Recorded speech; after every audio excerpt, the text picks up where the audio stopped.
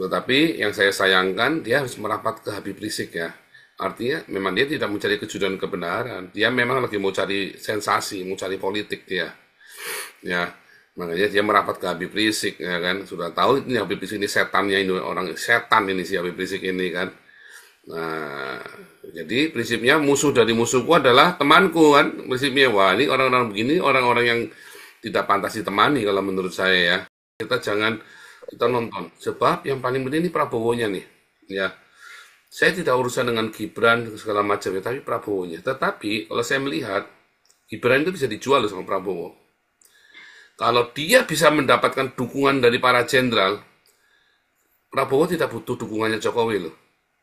Karena untuk keras, untuk mau main keras, dia butuh dukungannya seluruh militer, seluruh komando militer. Karena Indonesia akan dibuat darurat militer. Ya, untuk bisa darurat militer, dia harus mendapat dukungan seluruh militer, nggak pecah.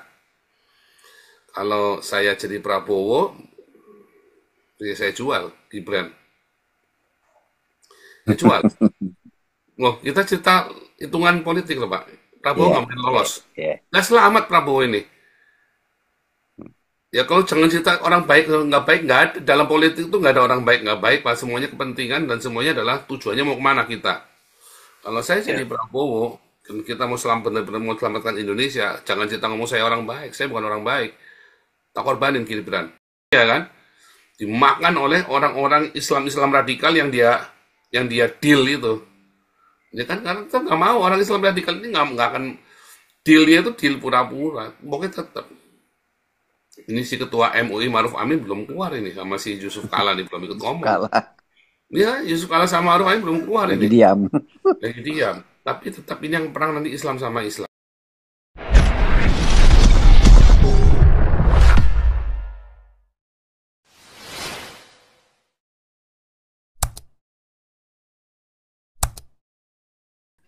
Iya Pak, Pak, ini Opung. Pak. Jadi karena saintis kita bicara dari saintis ya, karena saya juga Scientific, peneliti. iya, iya, Iya, saintifik karena saya juga dulunya saya peneliti gitu ya. Jadi saya iya, tahu metodologi ilmiah seperti iya, apa. metode Kalau penelitian lah, ya, iya metodologi penelitian. iya, Nah, kalau saya melihat cara kerjanya Rismond dan Roy Suryo dan Dr. Tifa sebagai saintifik, saya percaya gitu ya. Dengan cara mereka mengolah data itu dan saya yakin secara sains itu mereka punya hasil penelitian tuh akurat. Tapi sekarang yang saya lihat tuh ada upaya-upaya menggiring untuk menjatuhkan kredibilitas ketiga orang ini yang dikatakanlah bahwa Rismond Sianipar ijazahnya palsu. Sampai saya penasaran, saya cek melalui PD Dikti, Pak, pangkalan data perguruan tinggi iya, yang Dikti. iya, Ya, ternyata memang betul si Rismond memang mengajar di universitas apa? Yang di Mataram, Mataram, ya. iya, Mataram dan memang dia lulusan UGM ya, iya, S1 S2 S2, lulusan UGM. Nah, S3-nya ya mungkin PD Diktinya belum update, tetapi kalau masuk di universitas negeri pada umumnya sekarang ini nggak diterima yang S2, Pak Teddy. Ya terimanya pasti yang S3. Jadi kalau mengatakan S2, S3-nya Rismond itu ijazah palsu, nah inilah produk dari ternak-ternaknya Jokowi dan dan ini apa iya, buzzer-buzzernya Mulyono ini gitu. Jadi itu nggak mungkin karena ya saya cek dari PD Dikti apa benar dia ini lulusan UGM gitu ya. Benar, iya. memang ada di PD Dikti datanya. Apakah dia benar seorang dosen? Itu benar. Kalau Roy Suryo memang iya dia doktor. Dokter, Kalau Dokter Tifa, seingat saya dulu dia ngambil S2, S3-nya di UGM, terus nggak tahu dia lanjut pindah ke Bandung kalau nggak salah kemana ke itu apa Unpad. Entah sudah selesai atau belum, saya udah nggak pantau lagi Pak gitu. Udah jarang buka PD Dikti lagi gitu. iya. Tapi sekarang yang dikerjakan oleh ternak-ternaknya Mulyono ini dan buzzer-buzzernya adalah iya. menyerang kredibilitas pendidikan ketiga orang whistleblower ini gitu Pak, dengan mengatakan bahwa mereka itu ijazah palsu. Bisa dicek di PD Dikti kok, gampang sekali. Iya, Jadi iya, benar. ya itu apa yang dibuat channel siapa itu. Jadi sekarang untuk menghancurkan Rismond disuruhlah buzzer ataupun kecebong yang orang Batak itu kan nggak tahu siapa namanya itu untuk mengatakan bahwa Rismond S2 S3-nya palsu. Ya saya cek aja di Benedikti, ternyata enggak gitu. Nah, itulah cara kerjanya Mulyono, Pak. Iya, Begitulah cara ini kerja buzzer-buzzernya gitu. ini yang saya tidak dukung, Pak. Kemarin secara impromptu dia orang Iya, tanya, Anda lulusan di mana ya? Jepang. Dia otomatis pembicaranya langsung tidak berpikir, oh saya dapat beasiswa dari ini. Itu enggak di itu. Orangnya kita tahu iya. ini orang benar gitu, tidak disandiwara. Saya mengerti ini orang benar. Ditanya dijawab. Oh S2 di UGM, saya dapat beasiswa ke Jepang. Saya mengajar di Mataram, begini-begini. Itu benar itu. Enggak ada asal dia boleh apa itu yang gurunya sensunya itu jelaskan ini oh ini guru saya. Enggak ada kebohongan di situ, tidak ada sandiwara. Nah, ini Nggak ada kalau patutnya itu, Pak. patutnya saya senang dengan bercerita dengan Opung dalam konteks orang yang saintis, orang yang Iya, apa itu kalau sedang saintifik akademis. saya terus Saya terang saya lebih, dukung dia, Pak. Secara iya, saya saintis ya. dukung. Iya.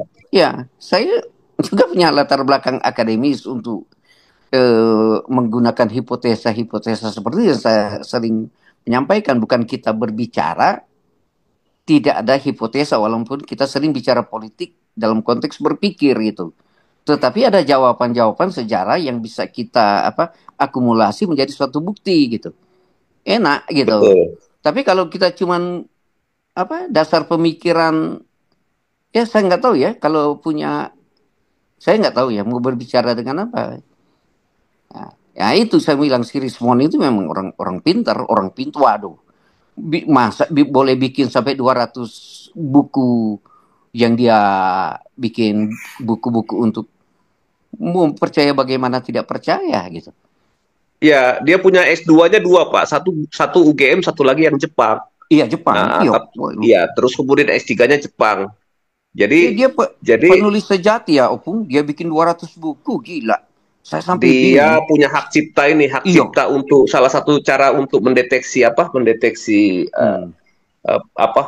suatu tindakan kriminal lewat Iya. lewat cara digital. Dia punya sertifikat untuk itulah gitu ya. Nah, itu bukan hoax gitu. Tetapi nah sekarang ini buzzer-buzzernya Jokowi itu sedang menciptakan data-data palsu, kemudian mereka membuat oh ini datanya seperti ini bahwa si Rismon itu apa namanya? Rismon itu ijazahnya palsu begitu ya. Cara kerjanya buzzernya Mulyono dari dulu kan begitu, Pak, gitu. Nah, itu yang saya nggak setuju. Kenapa? Kalau saya percaya kepada satu, mungkin saya lupa pendapat siapa itu, filsuf juga, Pak. Jangan pernah uh, kalau ada suatu message atau pesan, jangan pernah membunuh yang mengirim pesan. Atau orang Konoha ini kan suka kill the messenger, Pak, gitu. Membunuh Iya. membunuh yang killer ya, ya. iya, kill the messenger gitu. Itu kesukaannya orang di Indonesia ini, di Konoha ini, Pak, gitu. Nah, Iya. itu yang terjadi. Jadi mereka nggak pernah bisa berpikir secara saintifik gitu, Pak. Kalau secara saintifik ya saya menghargai kerja saintifik, bukan upaya politik di balik itu. Saya nggak terlalu ambil pusing sih, Pak. Mungkin secara kebetulan para purnawirawan ini bergerak gitu ya. Kebetulan mungkin Habib Rizik punya kepentingan masalah kilometer 50 gitu ya. Ya cuman saya heran juga gitu ya. Saya tahu ada yang bilang Rismon sudah mualaf segala macam, tapi enggak, saya tahu dia AKBP kok, Pak, gereja orang Batak itu. Itu dulu dia lama di Pematang Siantar. Saya putarkan dulu nih ya. Ya, semuanya alasannya adalah kejujuran dan kebenaran. Baik si Rismon, baik si Roy Suryo, Egy Sujana, Habib Rizik, ya semuanya alasan kejujuran dan kebenaran. Apakah benar Roy Suryo sama Rismon? Enggak, saya nggak percaya. Saya tidak berbeda Pak Jokowi, dan saya yang paling keras sekali ya dengan Jokowi ya. Mungkin dari komunitas kita yang paling keras, sampai saya dicaci maki sama kalian, dan saya hajar Jokowi habis-habisan periode kedua. Tetapi nggak apapun alasannya, pokoknya Jokowi sedang menuai yang dia tabur dalam periode kedua. Ya, apakah Roy Suryo benar? Enggak, dia pendidikannya bukan dokter. Roy Suryo ya, Roy Suryo itu tidak mencapai dokter. Kalau Rismon itu memang ada ininya di Jepang ya, katanya di mana gitu dia dapat beasiswa. Nah, Tetapi yang saya sayangkan dia harus merapat ke Habib Rizik ya. Artinya memang dia tidak mencari kejujuran kebenaran. Dia memang lagi mau cari sensasi, mau cari politik dia. Ya, makanya dia merapat ke Habib Rizik ya kan. Sudah tahu ini Habib Rizik ini setannya ini orang setan ini si Habib Rizik ini kan. Nah, jadi prinsipnya musuh dari musuhku adalah temanku kan. Prinsipnya wah ini orang-orang begini orang-orang yang tidak pantas ditemani kalau menurut saya ya. Makanya saudara waktu dulu begitu Alvin Lim merapat ke Habib Rizik, kita kita nggak mau lagi sama Alvin Lim untuk terlalu dekat ya. Sudah saya ngomongin, saya tanya jelas-jelas ya kan. Tapi kan malah dia malah bukan sama Liu Sangguring malah tambah deket-deket lagi sama si Egy Sujana CS segala macam ya kan. Jadi jangan bukan kita tidak mau berteman tapi jangan kita nanti konflik kepentingan di situ ya. Kalau kita jelas arahnya kita kemana tegas ya. Tetap saya respect dengan salut dengan Alvin Lim tetapi jangan kita nggak sejalan kalau begitu karena si Alvin Lim ini bukan orang baik. Si Alvin Lim ini orang baik, tapi kenapa dia ketemu sama si Habib Rizik? Nah, itu melanggar prinsip-prinsipnya kita. Jangan kalau begitu. Ya kan? Dia punya perjuangan sendiri, biar dia jalan dengan perjuangannya. Kita punya perjuangan sendiri dan kita jalan dengan perjuangan kita. Itu sebabnya kita setelah Alvin Lim merapat ke Habib Rizik kita nggak mau lagi ya. Itulah sebabnya ya. Dan dulu saya ingatkan, hati-hati, seminggu kemudian ditangkap ya. Seminggu atau sebulan ya waktu itu ya saya bilang kamu pasti kena nanti masalah. Saya udah bilangin waktu itu si Alvin Lim. Ya udah saya bilangin. Kita masih tetap komunikasi ya dengan Alvin Lim, saya pun masih tetap komunikasi, tapi tetap kita nggak bisa jalan bareng ya. Nah, kalau sudah si Rismon mau dia orang baik mau apa begitu dia sudah merapat ke Habib Rizik. Buat saya dia bukan orang baik. Ya, bukan orang baik. Artinya dia akan menghalalkan segala macam cara demi mencapai tujuannya dia. Kalau memang dia cuma sekedar riset, ya riset aja. Kalau Suryo sekedar riset saja, tidak perlu merapat ke Habib Rizik. Dengan dia merapat ke Habib Rizik, berarti dia sudah membangkitkan kembali, ya kan, politik identitas itu. Ya, cara-caranya, apalagi dengan bangganya seperti itu ya, salaman, buat saya mah bikin enak, pengen muntah itu ya. Kayak Gilbert segala macam itu udah bukan teman kita lagi itu, karena sudah merapat ke orang Islam itu si Gilbert itu, apalagi cium tangannya Yusuf Kala, itu kan. Udah bukan teman lagi tuh kalau orang-orang seperti itu. Amin Wijaya segala macam terbukti ya Amin Wijaya itu ya akhirnya Cina juga ya cabul juga Cina juga menghamili anak orang ya semua dulu yang fitnah-fitnah kita pada berjatuhan semua ya. Itu ada TikToknya tuh heboh ya. Saya ngomong ini karena sudah heboh ya. Kalau nggak heboh saya diem aja. Sudah heboh ya si Amin Wijaya itu menghamili gadis seorang itu ya. Enggak gadis janda menghamili janda. Aduh, saya sampai gedek-gedek ya itulah orang-orang ini ya. Orang yang saling serang menyerang akhirnya semuanya pada bikin ruwet sendiri. Nah, kalau saran saya tetap hati-hati ya. Kita melihat, kita nonton saja ya, kita nonton. Sebab yang paling penting ini Prabowo-nya nih ya. Saya tidak urusan dengan Gibran segala macam ya, tapi Prabowo-nya. Tetapi kalau saya melihat Gibran itu bisa dijual loh sama Prabowo. Kalau dia bisa mendapatkan dukungan dari para jenderal, Prabowo tidak butuh dukungannya Jokowi loh. Karena untuk mau main keras, dia butuh dukungannya seluruh militer, seluruh komando militer. Karena Indonesia akan dibuat darurat militer.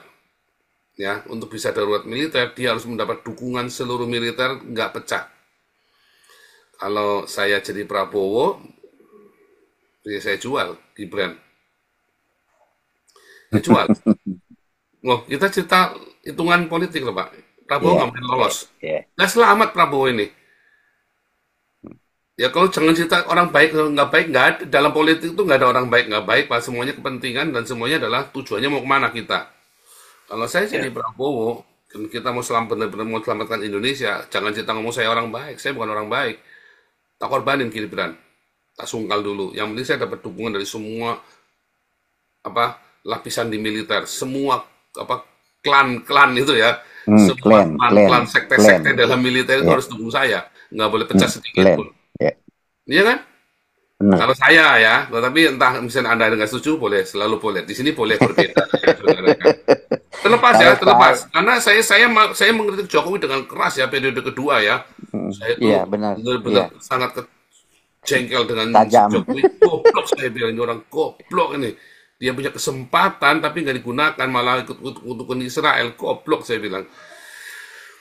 Nah, tapi ya sekarang akibatnya mau asli mau, kalau menurut saya sih jasa Jokowi asli menurut saya. Itu terlalu terlalu naif kalau tambah si Jokowi terlalu naif kalau dia ijazahnya palsu. Wah, itu orang paling paling goblok di dunia itu. Terlalu paling nekat. Menurut saya asli ya, menurut saya asli. Kalaupun ada penelitian itu semua itu memang tujuannya memang tujuannya buat bikin ruwet. Ya si Rismon, si Roy segala macam tujuannya memang mau bikin ruwet.